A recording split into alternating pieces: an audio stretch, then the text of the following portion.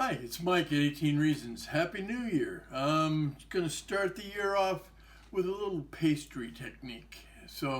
I've got some bread dough just freshly out of my Instapot where it rose in less than half the time on the yogurt setting. And I've portioned it off.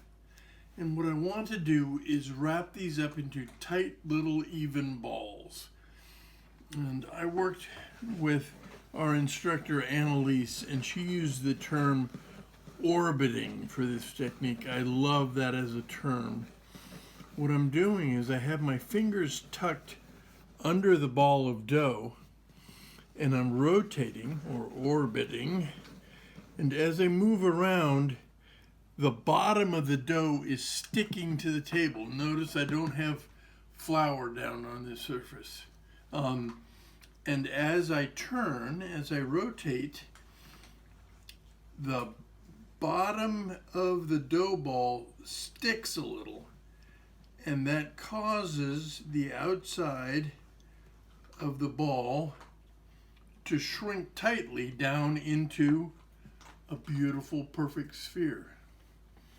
So we took flour and water and yeast and combine them. The flour takes the gluten strands, the water in the flour takes the gluten strands and kind of untangles them.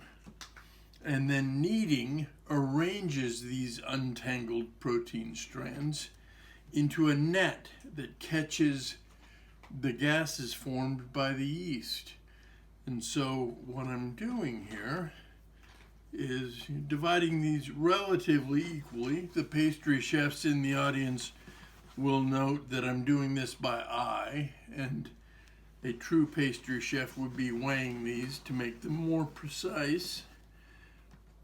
But then I'll just form them into little spheres, allow them to rise a second time, and bake them off.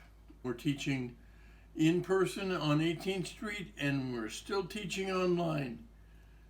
I guess the message is the same this year as it ever was. Let's cook together.